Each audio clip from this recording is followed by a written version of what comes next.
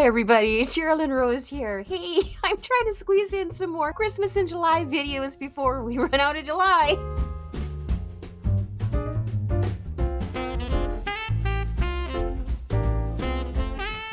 Well, there we are. There's the housekeeping first mail call. Only a couple days left for the July file. We do delete the addresses once they're over. Chance to win a card. And the other is just my Altenew links. All right, so we have another Christmas in July video that we need to get done.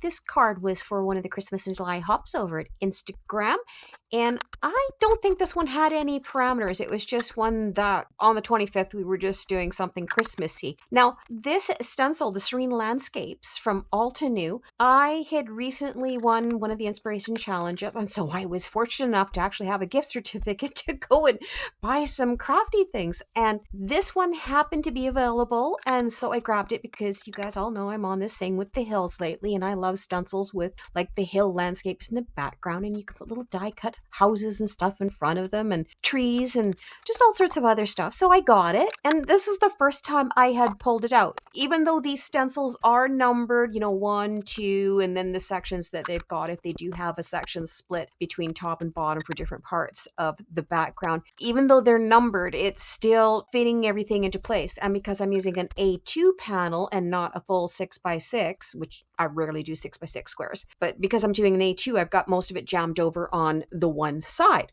So I started out thinking, okay, well, let's continue with the blue and the purple and, the pinkish theme that I've got going for this year's Christmas cards. Although the pinkish, it did end up being like red. I substituted pink for red. I was putting all of these layers down, and this part, if you do get it, be careful when you're doing the branches. You actually have to draw your blending brushes down from the top, because those little intricate branches, they do move. And mine were a bit fuzzy because this is the first time I had tried this stencil out. And the other thing you'll notice is that up at the top of the one mountain over to the right hand side, when you're putting in the little triangle in the background, it's got stars up there, and I didn't mask it off. And so I've got little dots in there that I needed to cover up. Luckily, I have this chipboard Tim Holtz Idea-ology frame that I'm using, and it perfectly covered up the sections that had gotten a little bit of either ink overflow on it that came out from underneath the stencil,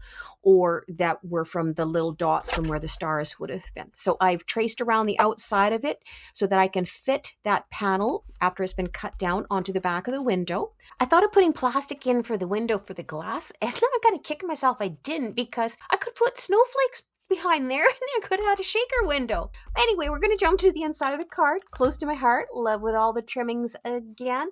I love their fonts. I miss that company. They would mix the fonts in different sizes and different cursives and, Helvetica and all that kind of stuff. And they were really nice to have on the inside of your cards. They weren't like horrendously big and take everything up. But anyway, to this one, I'm ombreing it. I started out with the blue tones, and then I thought, no, I need to bring some of the purples in because I've got that on the front too. So I started out with the lighter purples, and it didn't quite change it enough. So then I kept going to the next darker purple that I had.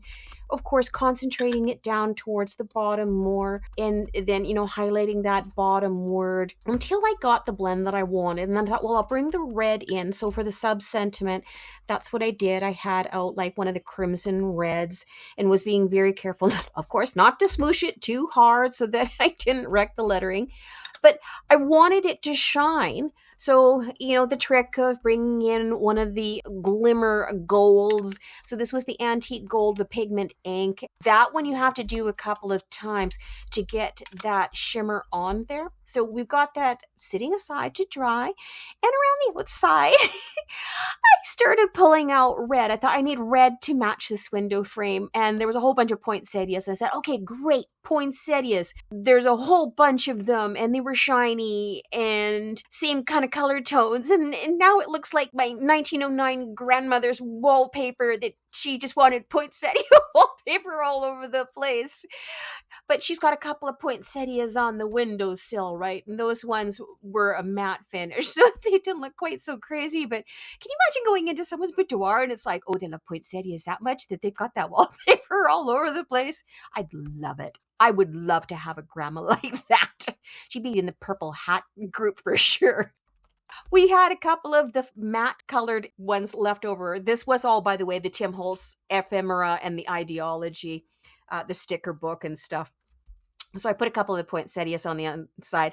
And for the front, the die cut I'm using is from the Crafty Canucks. It's a Canadian company. And oh my gosh, they've got lots of really good little scripts. So this was the Merry Christmas script. It has a glitter gold on top and a dark red behind that I just offset a little bit. This was one of the stickers out of this Tim Holtz pack. And this I have because last year when I was still able to buy stuff, I had great plans for when I got the Tim Holtz Christmas kit, and they did not materialize. So they're trying to materialize now. Okay. Anyways, then I thought it kind of needed something else. You know me. Of course, it needs a little bit more shine. So I got out the fossilized amber, the distress spritz, and we spritzed that. Luckily, it does not stick to the chipboard, so I was able to wipe it off. It only stuck to the cardstock and some of the other surfaces that did not have that like sealed in surface to it. And a little bit of bling there with the gold hexagons from Nuvo. Custom stamp is going on the back. The chipboard is not too thick on the window, so it's still going to go through the mail, I think, without being oversized. That's the finished card. So another Christmas card ready to send out. I hope you guys are having fun getting yours ready too. Everybody be that change you want to see in the world. I'm still trying. And thanks for watching and subbing and liking and sharing and commenting. Help, the YouTube overlords, as Amy says, and we'll catch you all next time. Thanks for watching. Bye-bye, everybody.